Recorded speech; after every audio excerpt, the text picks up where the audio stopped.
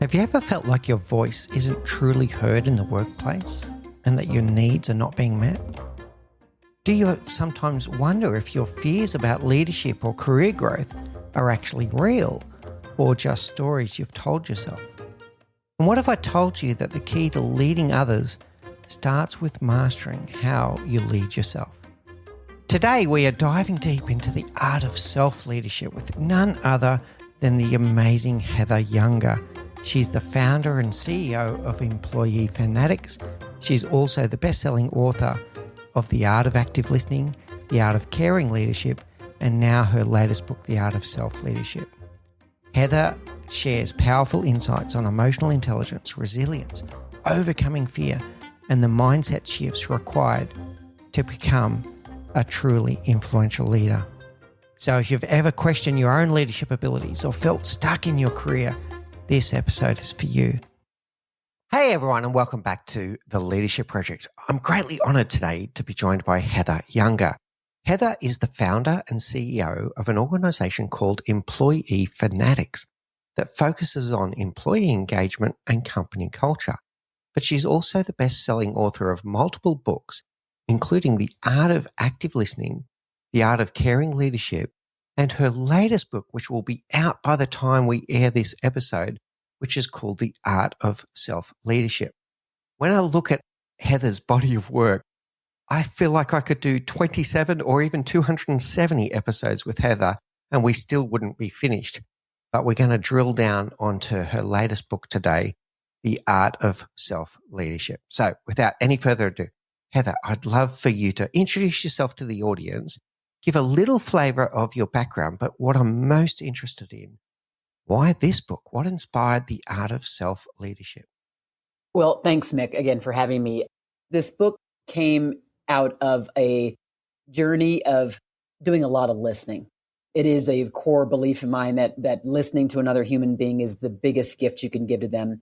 And the audiences that I speak to and employee focus groups that I facilitate and the interviews that I do on my own podcast, Leadership with Heart, I've listened to a lot of people. And one of the things that kept coming up in all those spaces was this sense of people waiting, this sense of people blaming other people for the place that they're at in their journey and really giving away the power they have to lead themselves more effectively than they are currently. And I got a level of frustration. Part of it was that I saw in them some of the things that I actually had going on previous to this. And I remember I always say, I've clawed my way up and out. I've clawed my way into the places I'm in. And so now I'm here to kind of tell you what I've done and how you can actually get there. And so that's how what the impetus was for this book on self-leadership. I graduated from law school, so I have a law degree. I took a long journey in sales, customer experience, large account management, employee experience, leadership development, and just got to the place where I realized that a lot of people give away their power. And there's choices that we can make to show up the way we want to. And oftentimes we make good choices and sometimes we don't. And that's the human experience. And my goal is to try to reduce the amount of times where we don't show up the way we want to because someone else is doing something to us or we at least perceive that to be the case. Yes, what's ringing in my head when I listen to you, Heather, is a big element of, I'm going to call it victim mindset, of people blaming kind of conditions around them. And you said this word, giving away your power. I'll come back to that in a moment as well. Word waiting and also this importance of listening. And a beautiful moment before we hit record, Heather, is when I asked you, what does success look like for you today? You spoke about two people being present with each other, that's what is the greatest gift is to be there and be present and to truly listen to someone. I want to start with this giving away your power. What does that mean to you, and what do you see in the world in relation to this giving away your power? An example would be, there's an example I give in the book where there's a gentleman he gets hired in a role and he's frustrated because his new boss isn't giving him any direction and he doesn't really hear from him. And he's spending a lot of his time sitting around like lolly, waiting to be successful in his new role. And the person who shared this story with me, who was his partner, said, why are you waiting so much? Why don't you just get on his calendar and let him know what you need from him in order to be the successful person you want to be and that he expects you to be, instead of waiting for him to plot a course for you that you need from him to be successful in your journey. And that was a big wake up call, was a big aha. And I think many people are in that waiting pattern. It reminds me of a holding pattern. Yeah, right. That's really interesting. So this waiting element that's coming up again, and now we're talking, I'm going to say a creator mindset, which would be stop waiting for others and stop blaming your circumstances. Sorry to be crass for a second, but get off your butt, stop waiting and go and ask for what you need. How does that sit with you? I mean, it sits with me well, and it's because I've done that my whole life. I had to fight through a bit of adversity as a kid. And then, to be honest, looking what I look like, there are these, unspoken things that are underneath the surface on the bias front. And I've had to kind of fight my way through that, to reveal a very strong, capable, intelligent, and compassionate and caring person. So that clawing, it's literally the only way I can really think of it. It really is that way of like, how do you get your way out of it? Because I feel like oftentimes we get stuck in this pit of just, we're stuck in a pit of despair, a pit of helplessness. There's so much of that goes on at work, at home, with friends. And how long we stay stuck, I believe, is mostly from us, our own minds, our own desires to get out of it.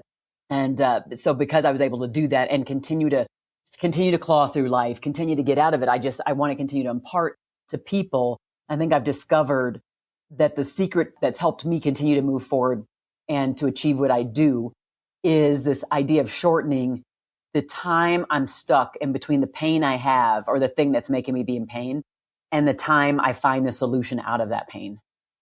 Yeah. I mean, the person sitting in front of me, I can see it come through incredibly. So well done on what you've done here. I can see you light up. Your whole face lights up and you get excited when you talk about this clawing out of the pit and making your own journey. It's really quite amazing. And now I see someone that wants to pay that forward and show others how to do that as well. Let me put an interesting perspective on the topic. You do a lot of employee satisfaction surveys. You've read a lot of them, etc. So this is going to be an interesting question for you for sure. When I read some of those, I see this disconnect, right? So we have, let's say, the management and leadership level and then the employee level in the organization. And everyone shows up to work wanting to do a good job. Now, I don't believe that anyone wakes up in the morning and goes, right, what can I do today to be a real jerk, et cetera, et cetera. But we get this dichotomy of employers or the management layer saying, why won't people step up and step in? And then we have employees that say, no one gave me the opportunity to step up and step in.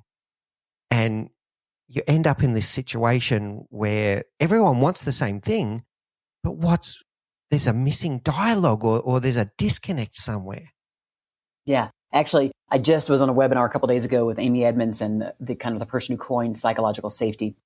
And I think that's one of the missing points here. It's probably the main missing point. When we think about historically the employer-employee relationship, my very first book is called The 7 Intuitive Laws of Employee Loyalty, where I really do kind of delve into this concept of that imbalance that exists between employer-employee, right? You pay me so I can survive. I come do the work, but I have to do the work that you want me to do in the way you want me to do it, or I don't get paid that helps me to survive. And when you think about Maslow's hierarchy of need, that kind of idea of security and food and safety and all those things are at the base of that.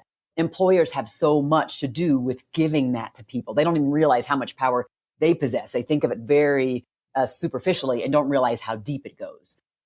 So I think safety is the thing that's the difference here, that people don't feel safe in the environment necessarily to speak their truth, to be who they are, to speak a dissenting opinion. And so it creates that there's like this unevenness that exists, this inequity, an imbalance that's inside the workplace. Yeah, so I'm wondering how and whether this art of self-leadership is going to be some of our secrets to bridge some of that gap. I'm going to go a little bit further in the story. We talk a lot about adaptive and situational leadership, right? So adaptive leadership, adapting to the person.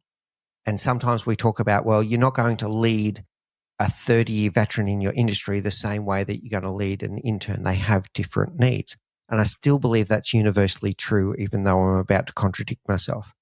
Then when I read some of these surveys, these stories, regardless if someone is a junior through to a very senior one, these stories keep on coming up. And it's employees coming back and saying, no one made it clear to me what was expected of me, or my manager doesn't give me feedback. And my initial reaction to that is, oh, hang on a second, we've misread this. Even a 30-year veteran in the industry still needs to have expectation setting, still needs to have feedback. That's one side of the equation. Now listening to you, the other side of the equation is, why didn't that person that felt like, well, no one makes it clear to me what's expected of me, no one gives me feedback, why didn't they ask? There's that imbalance. It's just there. The key is, I almost think with any change, I always say there's like three components to change: personal change, organizational change. And it is, we have to have an awareness that there's a problem. We have to have a desire to do something about it. And then we have to have this like stamina or like staying power to see the change through. And for us, from the self-awareness perspective, which I talk about a lot in that first part of the book, we have to understand about the real limits and the perceived limits. So the thing that like the guardrails that are in fact there, maybe the manager has put that on us, or somebody has told us we don't do this, we do this. And then the things that we think are the real things, like our real limits. And it's in our mind. So how much of it is perceived? How much of it have we picked up from some place and all of a sudden made it our own? Then, which means then we don't take certain action, we don't do certain things. Or how much of it is like it's actually real? And I think we need to decipher the real and perceived limitations at work so we can know how to communicate with other people. We do then feel more comfortable setting our own expectations about what we want from our journey. Some years ago, I read this book. It's an amazing book to this day. And anybody knows Reid Hoffman. He's the co-founder of LinkedIn. He wrote a book called The Alliance. And it was a great book. What I loved about this is it talked about the alliance just like it is. It's like we no longer, this employer-employee thing, it really shouldn't work. What we should be doing instead is we act like we're in an alliance with each other, and that the employer needs something from the employee expects or wants something for their journey. And they come to like a meeting of the minds when they first come in. Then they check in, let's say every quarter, to see if the meeting of the minds still exists. Like, are you still okay with the journey? Am I receiving the benefit, the value here? And so you just continue to do that. Now, it feels very much more like a partnership, and it doesn't feel as perennial. Like, it doesn't feel like, oh, I'm beholden to you and I don't get anything out of this relationship. It feels like it's even, so that both people are getting what they need out of it. And to a certain extent, it takes a little bit out of the emotion of it, right? It says, I have an objective, you have an objective. Are you meeting my objective? Are you meeting my objective? And I really loved it, actually, because I just felt like it's one way to put employers a little bit more on an even playing field. So The Alliance, I definitely highly recommend it. He's a billionaire, and he's doing all kinds of things around AI. But this particular one hit me, and not many books stay with me. But this concept of let's even it out and let's see how we're meeting each other's needs and checking in frequently with that is a very mature way of approaching that relationship, right? Yeah, I love it. I've not read the book, and I'm now going to read it, by the way. But you've already got me at the concept. The word, the alliance, that's going to rebalance that relationship and going to end up in the situation. The things that were bouncing in my head when I was listening to you is when everyone can answer these kind of questions. Why am I here? Why are you here? Why are we here? What do I bring to the table? What do you bring to the table? And we start really deeply listening to each other. We can then start co-creating something that's much greater than any of us individually could do, but we're now in an alliance. I'm relying on you, you're relying on me. We have this interdependence. We can get rid of some of that messy relationship stuff, the imbalance in the relationship, and just get on with it. How does that sit with you, Heather? Yeah, I love it. That's exactly it. That's it. Because there's definitely a true imbalance. And I think the people who pretend that isn't, it's like this is a little bit different topic, but it is similarly aligned, which is when we talk about different people having different benefits. And I'm not going political here. I'm just saying different people at work or different people in life having different benefits. And some people will say, oh, that's not very true. If you remove this, like we're all the same, like we all have the same things. And I'm like, we must be completely fooling ourselves. An employer and an employee do not have the same power. And certain people do not have the same power or benefits. They just don't. It's a reality irrespective of any of the political things you can think of. So what we're thinking of is what are the safety points or the tripwire type, like a thing that you can make it where you're not failing. Fail safe. Yeah. Fail safe. Thank you very much. Fail safe. What is the fail safe to try to equalize that power in the workplace? And I think the alliance concept is great, but I think at the same time, if we open up from the self-leadership perspective, if we open up our minds to, do things like I talk about, finding the strength within us. So what are our strengths? The strengths that someone has pointed out to us, the ones we are slowly learning about ourselves. How can we use that for our best benefit? Would it hurt us to speak up, to let them know that this thing we're doing isn't serving us well on our journey with them as an organization, with a leader, with a spouse, with a child, whoever that is? How does us speaking up not serve us, and how does it serve us? The invitation is for us to be more introspective about the choices that we make and how we show up, about the things that we say we can't do because we're giving our power to someone else to make that decision for us. It is an invitation to be more introspective for sure. Yeah, really interesting. So I want to get into these limiting beliefs that you have been a thread in our conversation so far. So you're saying people, it's in their mind that they can't do these things. And you're a case in point of you absolutely bloody well can do these things. Just crawl out and get out there and ask. So let's unpack some of those limiting beliefs and why someone tells these stories in their head that they can't.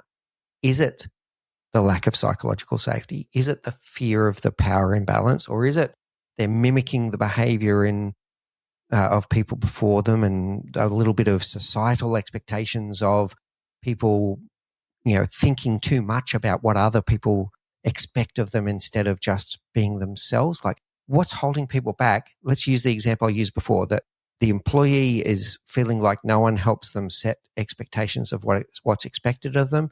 And the second one is that no one's giving me feedback. What's stopping them from asking, hey, I don't know what you expect of me this week, or you haven't given me any feedback for a while. Can you tell me where am I going right? Where am I going wrong? What's stopping them from asking those questions? I think psychological safety still is embedded in a lot of it. But I also think this is why I start the book with self-understanding, because I want you to know like the limitations, the fears, the things that you have. If you don't understand where they come from, you can't understand whether or not you have control over them, or can you just throw those down and smash them and go away?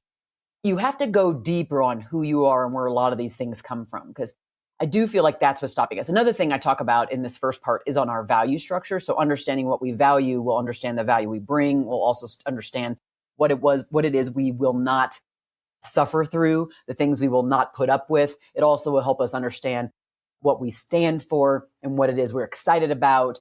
So I think there's a lot of work we have to do inside for us to get to the point where our brilliance shines through. My definition of self-leadership really is this idea of an internal shine to then bring forth an outer brilliance, and that it all culminates in this resilience, intentional action, self-awareness. And we have all of this that we're doing allows us to shine more brilliantly. So it's like a multifaceted look at things. But I do think we are lacking the inner work to taking that time to look at the mirror and see what it is that's driving us down and bearing down of us, whether it's like in therapy with coaches, our own inner type of like journaling, something that we're doing to dive deeper. One of the things I put forth in this book is a kind of fear mapping concept. It's not my initial concept, but I wrapped some previous work around that and put it in there, and it helps you map out your fears, define if they're rational or irrational, define where they come from, figure out is there evidence that's counter to the fear that can help you kind of minimize some of the fear. So evidence of your success in one area might minimize a fear of your doing something in that area. So I really want you to go deep. I'm not a therapist. I am a coach too, but I do lean on kind of therapy types of being, right? It's just who I am.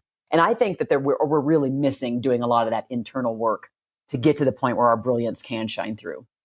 Yeah, this is really powerful. So, starting with this self awareness, let me share the story that bumped into my head when you were talking. So, I'm imagining now, let's use a feedback conversation. And whether it's the employee or the boss, let's say that they wanted to have a feedback conversation with someone. Someone wanted to ask the boss for feedback or give the boss some feedback, or the boss themselves wanted to give feedback to the employee, but something held them back. And when they're on the tram on the way home from work that day, instead of going, what was it about the other person that held me back from giving that feedback or asking that question? What was it about me that held me back from asking that question? And to use a therapy term, it could be, what is this belief? But where is this belief coming from? And a therapy term is a resolving mindset. If I haven't resolved whatever it was in my mind, my past, my history, if I haven't resolved that, it's always going to haunt me. And it's going to show up in leaders. Listen, we've got some damaged, bruised leaders in the workplace, and it ain't getting any easier as they are trying to figure out what they're needing to do to lead teams more effectively, to continue to engage people in remote or hybrid types of situations. And so the bruises are there, and it's going to be elevated. The exhaustion and the burnout amongst managers is top of the line right now. It's high.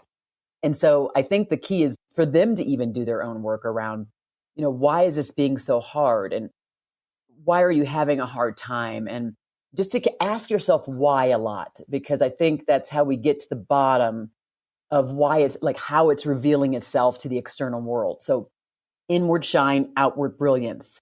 Inward shine, outward brilliance. If we're constantly working on the inward shine, we have more of the outward brilliance. But I do want to say this, that, we have become a culture, and I know, I may have even contributed to some of this, we become a culture that being good is not good enough. And what I like to say at the base of this work, and it's a realization that I had to have as I would dive into my own self-worth issues based on my past and the inner work I had to do to understand it. It is the idea that we are good in and of ourselves. We are good. We were formed good. We are good. And what I'm talking about in the work I do is not that you are bad. What I'm talking about is how can the internal shine that exists with you, which, by the way, is part of your power, become more outwardly obvious and more brilliant to people outside. So everything that I'm trying to teach and train is the element of just developing more of that external brilliance. So getting it inside and then going outside.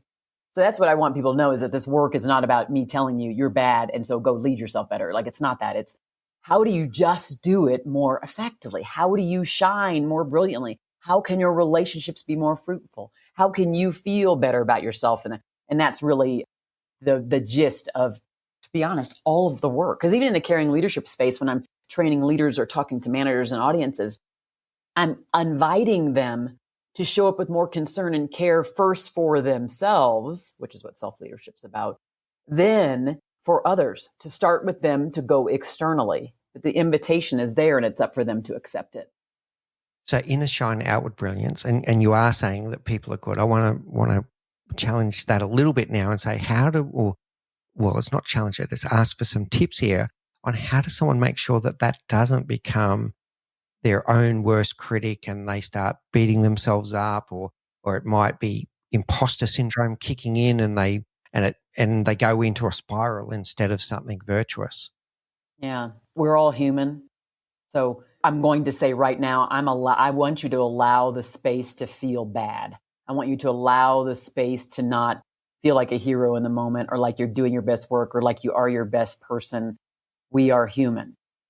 There has to be, for each person it's different, there has to be a cutoff point, like a point where you say, I'm sick of myself and I'm stopping this insanity and I'm going forward. Like, I have to find a solution, a way out of it. I use reframing as a lot. I talk about that a lot, multiple times in the book. I have portions in the book that actually are committed to showing you the steps to take for that.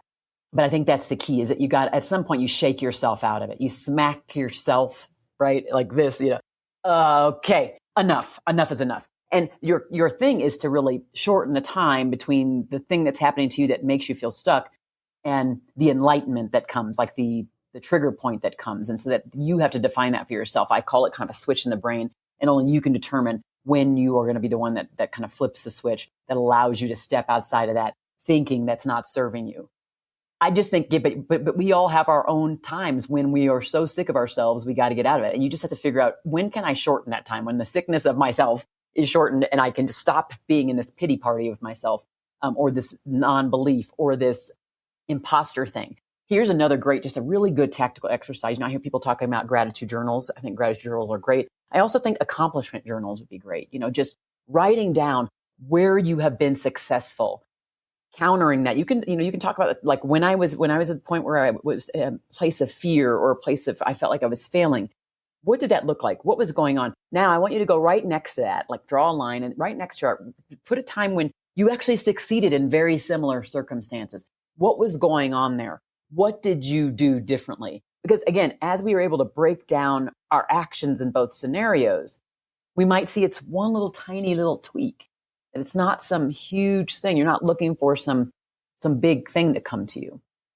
Yeah, really, really powerful. So I'm certainly hearing the self-awareness. Now I'm hearing the self-compassion and an element of, look how far I've come.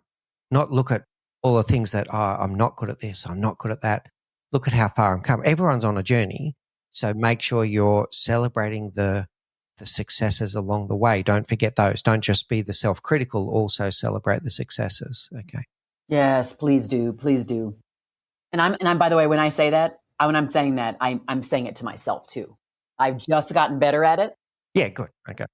I'm in my early 50s and I have just gotten better at celebrating my successes, because I wouldn't say I necessarily like spend a lot of time in pity parties, because I've learned how to get out of it quicker. That's just why I'm trying to teach people how to do it. But I think the thing that I realized is my tied to this concept of like a low self-worth. I had been a person who just marched. I just took my own life by storm. March. And I didn't take time to go pause and be like, oh my goodness, like this thing, whether it's big or small, Yeah. happened. And so the other thing that I noticed for those who are leaders on the show, those who manage people specifically, or even have people that you're leading in your homes, is this idea that if I wasn't giving myself permission to celebrate my small wins, then I wasn't helping others inside of my sphere celebrate their small wins in most cases. So they felt the pressure bearing down on their shoulders of not being able to ever satisfy themselves or me with the wins they had, right? So when I started to realize, I have 4 children, and through my children, I would be like, and I always would notice the small wins with them, and I'd say, oh, this is amazing. Then I started to go, wait a second, I'm taking this time for them, but I'm not doing it for me. And how much more of a leader in my home could I be if I did pause and if they saw me celebrating me more? Yeah. Well, then you're doing it for yourself, but then you're role modeling it for others as well if you did that. Yeah, really powerful, Heather. All right. So the other one that you were saying there was around those beliefs. When those beliefs pop into your head, do I know this belief to be true? Is this belief serving me, or is it not serving me? I think that's the other really critical thing that you said there. All right. Next question I got for you is about the fear. All right. So if someone is doing the self-assessment, they're doing the work, and they're going to step forward, the fear equation is going to come in. And I'll just throw it out there, and I just want to hear from you as an expert on this one.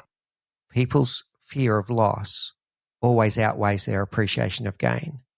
Is that the final hurdle before they go and have that conversation with their boss or their leader, where they start stepping into their power and saying what they want or what they need in the workplace? Is it the fear of loss outweighing their appreciation of what they might gain from that conversation?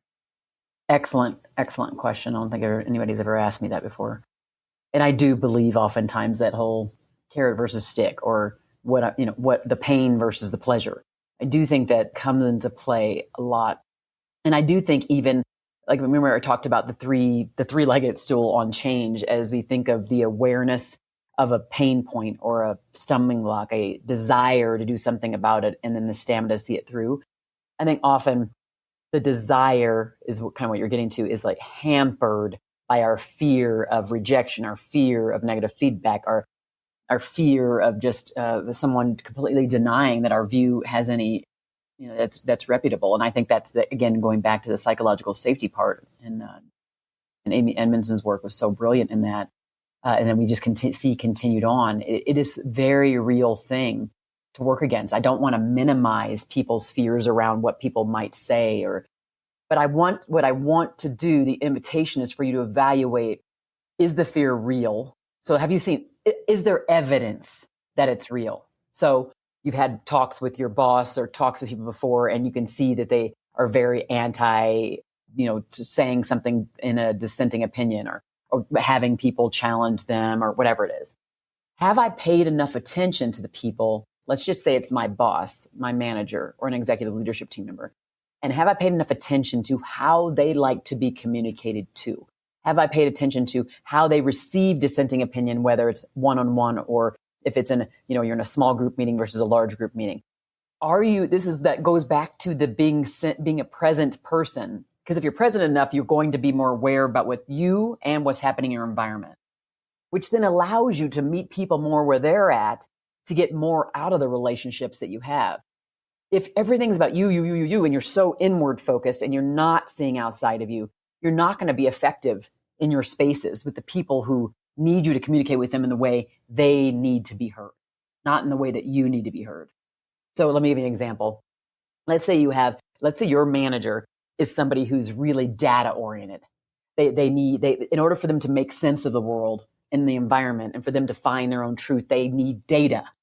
But you are not a data person. Yours is about how people feel. You sense this, you feel this. And that person who receives data as a way of understanding the world doesn't understand you. And you're, by the way, more likely going to frustrate them. So what you have to do is be present enough in the moment to see that that's the thing they need from you, to feel heard, to understand where you're coming from.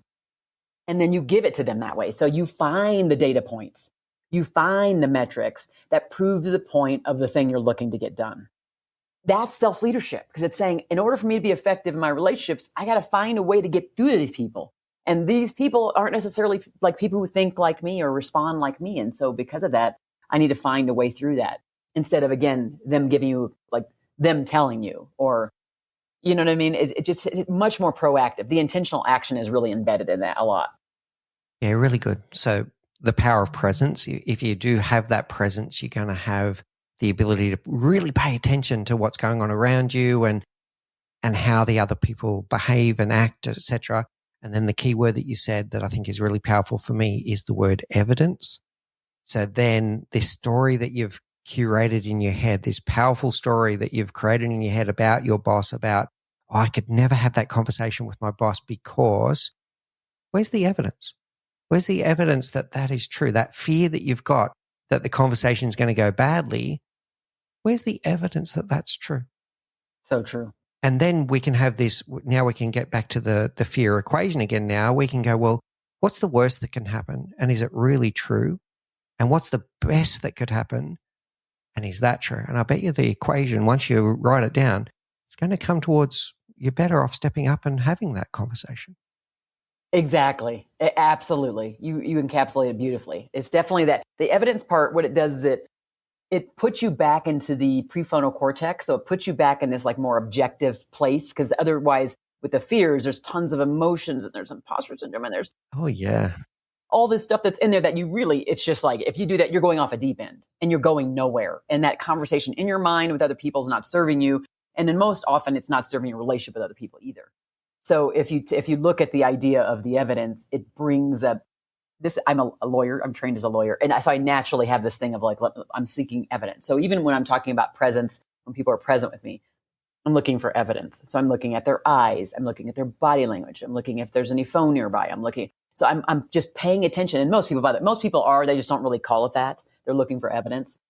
And so for someone to feel heard by you, which by the way is like the biggest thing you can do in a relationship. If you really want to have more solid relationships at work, you focus on being the most present person you could be. And the person on the other end will feel that gift. And that profound gift will make them want to be around you more, want to do more for you and champion more of the things you want in your career. I believe that deep down, true to my heart. So it is embedded in the book. Listening's embedded in there. Using your own voice is embedded in there. But relationships and how we make sure we solidify them. Meeting people where they're at to be heard by you in the way they need to feel heard by you is a power that is something you can control. And that, again, allows you to have more of that brilliance on the outside. So here comes the word evidence again. Everything that you've just said, it took me a while to find it, by the way, in my life. But once I found the power of presence, everything you just said is what happens. It's 100%. And if you're paying attention, you'll see it kind of multiply and reciprocate. It takes a little time, but then it starts reciprocating as well. All right. We've got two powerful things that have happened so far, Heather, and then I want to get to the next step. So we're doing a lot of self-awareness. We're doing some inner work. We're challenging ourselves around what is it that is holding me back. We're challenging some of those beliefs, right? We've then got this fear equation. We've got a way of getting past the fear. What does that first conversation look like? So if I'm listening to this show right now, Heather, and I'm going, yeah, I've always wanted to do this. I've always wanted to step into my power, find my voice, and be clear about what I need in the workplace. What does the first conversation look like if you've never done it before? The first conversation with a person or with ourselves? Now, you've done the inner work. You're now going to have that conversation with your boss, step into your power, find your voice, and say, hey, I need a few things around here. Yes. So I think the biggest thing is don't go big. So people say, go big, go home. I think start small and go into all your conversations with humility and go into it with curiosity. So let's say my boss is Joe and I've been feeling a little underregarded and unappreciated, and unclear about my direction in the projects I'm on, maybe even my position in the organization or on his team. And so I might say, request the meeting. It's like a powwow or catch up. I come into his office and I say, Bill, did I say Bill? It was Bill, right? Not Bob. You said Joe, but let's go with Bill. Either one is fine. See, this is what I mean. I'm just making up a name. Yeah. Let's just say Bill, since for some reason it popped into my head. So Bill, I wanted to get together with you. I just wanted to let you know, just catch you up a little bit on how I've been feeling. And he's going to say, oh, okay. I've been on your team now for about a year. And I feel like, I don't know, tell me if you think I'm wrong. I feel like I've done a lot on the projects. Like I did X, Y, Z, and then this happened and we did that. And I felt successful in that. But I am curious to know, where you see that journey. Like, do you feel like my journey's been a good one? And I'd like to just talk through that a little bit.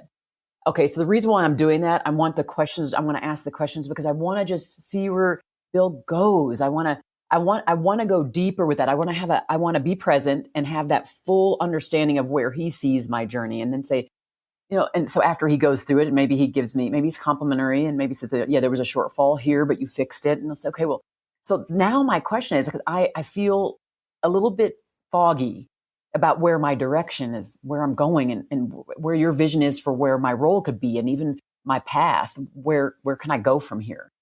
So I just wanted to get together because based upon what we just talked about, I was foggy. I'm not sure if you're foggy or if you've even thought about it because I know you've been really busy, but I wanted to put this on your plate and I wanted us to talk this through. And even if we don't land on a solution right now here in the meeting, I wanted us to at least start the conversation and I want to be the one to start that with you. So I don't know, let's get you up with talk. We have a little bit more time left.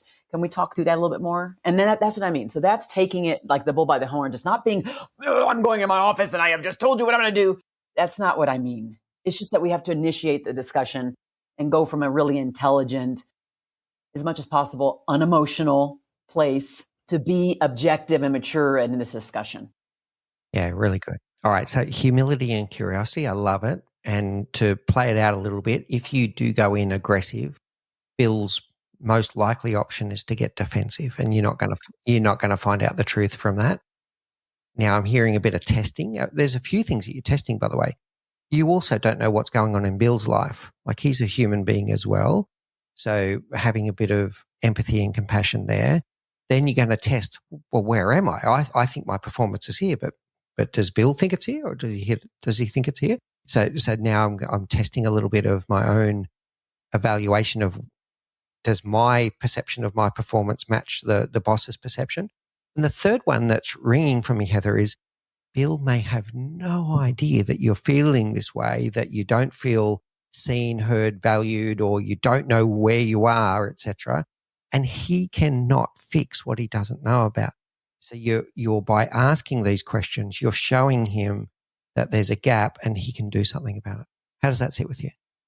It sits beautifully with me. And an interesting thing is, I don't know if I would have had this perspective if I also hadn't managed people for 25 years. So if you haven't been, even to be honest, before I at one point in my career, before I ended up exiting, like working for someone else, I was in an executive leadership position. But up until that, I was in middle management. I was at director level, basically, the majority of my time. And so until I got to that place where I was in executive leadership, then after I left there, I started coaching executive leaders, primarily in financial services. And I got there and I said, oh, so all the people who I thought were idiots, well, a lot of them were like idiots, meaning they just had no clue about the human experience and how you need to respond and sit in it and help people through things. But as I started to coach executive leaders, because I'd only been an executive leader for maybe a year and the rest of the time I was middle management, I started to see their humanity. And I started to see the struggles that they had. And I think if I hadn't already been through that journey, I would be sitting back looking at them really highly, judging that experience, judging them a lot more. And I think that the journey that I had been on helps me see through the window a little bit more. And that's why like my writing, my speaking has changed a lot, where I talk a lot more about every single person in their seat in the audience having choices and making different choices and leading themselves irrespective of their title. And I think that is because I had gone through the journey of managing teams for a long time. So being the person who I'd get surveys and my people, like more times than not, that was my strongest part. I always had very strong scores on 360s from my people who reported to me. You can probably guess why. I was very present. I listened. I responded, right? Oftentimes, though, maybe my boss or a colleague would be on the outside looking and wondering, why is she spending so much time caring for people and like uplifting people and trying to recognize other people? And what they didn't understand is that I understood, which is what I talked about earlier, is that if I can meet people where they're at and I speak to them in their language and I meet their needs, they are 95% more likely to meet my need inside of any situation I have. I'm not doing it for that reason. However, it just pans out that way. So since the evidence is there that when you prove yourself out up front with those behaviors, people prove themselves out front or, on the back end for you. It made perfect sense for me to codify it in all the books, to speak about it from stages, because I knew it worked. So I wanted to teach other people that, by the way, this stuff works. So evidence is if we could just create objective measurements to our behaviors, and then when we go to people, and I'm an emotional being. I mean, humans are, but I am way more, I am a very emotional being. Having said that, I also know most people are not. They don't like walk around with emotions in their sleeves like I do. So because I know that about most people, I'm going to come to them in a non-emotional state. But I'm a very emotional being. And most people receive interactions in an emotional place, right? Most of us aren't operating in our prefrontal most of the time, that place where we can be more objective, more fact focused.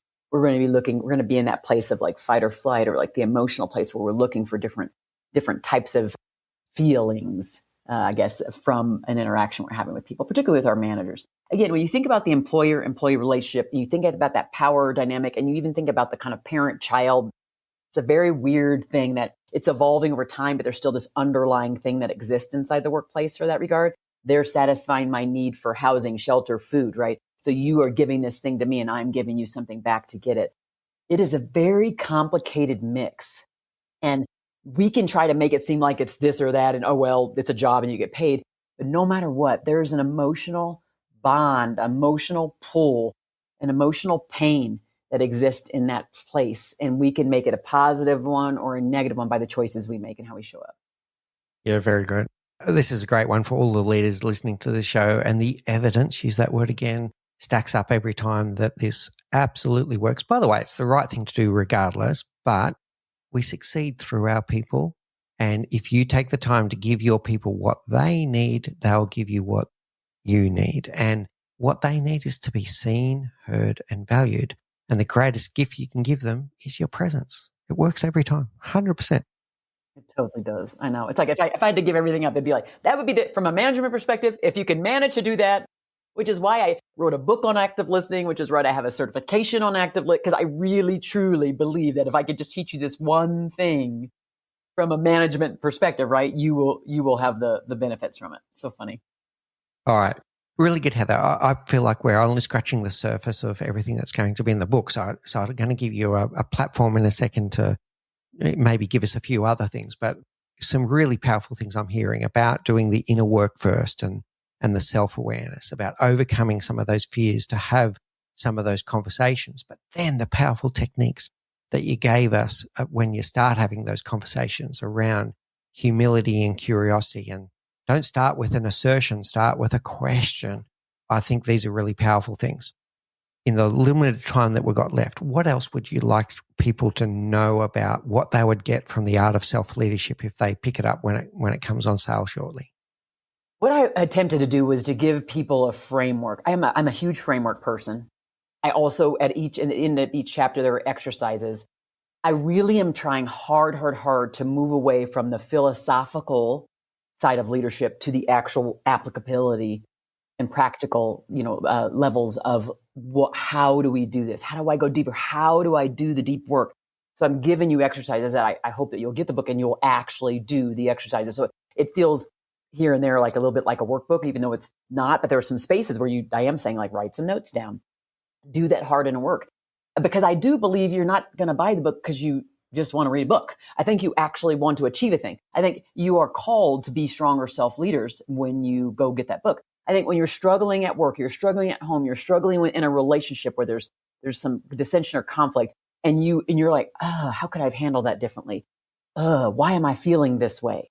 I think you want to get to the bottom of that. And that's what the art of self-leadership does for you. It helps you get to the bottom of that thing that's inside you that's just craving to come out, and you just don't know how to really make it flourish and come out the way you want it to.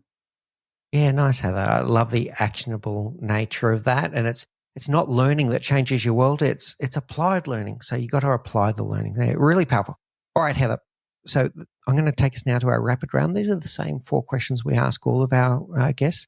So what's the one thing you know now, Heather Younger, that you wish you knew when you were 20? I wish I knew that I was worthy enough. Yeah, you are. And everyone listening to the show, you are enough. Yeah, really powerful. What's your favorite book? You're a 4-time best-selling author. What's your favorite book? I would have to say I want to say 2. One of us, Who Moved My Cheese? That one's like a 35-page read or something. It's a parable and it's amazing. And the other one is Discover the Leader Within, and that's John Maxwell. Yeah, okay. Well, his library is also quite amazing. Yeah, really good.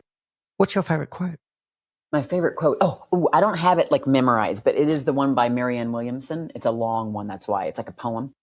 The long and the short of it is don't minimize your light for the benefit of someone else's to make them feel good. You let your light shine and you'll give other people permission to show their light. Yeah. Well, it sits beautifully with your inner shine, outward brilliance. So wonderful, Heather. And finally, how do people find you? Like, obviously the book coming out, so, people buy the book, but if they want to get in contact with you and know more about you and your work, how do they find you? HeatherYounger.com is probably the easiest way to know more about my work. I have a caringleadershiplearning.com too, where you can see like master classes and things related to all the caring leadership ecosystem I've created. But yeah, you can get the book anywhere. I mean, Amazon, but it's everywhere. So it's available now for pre-order. And then, of course, February 11th is the date. So.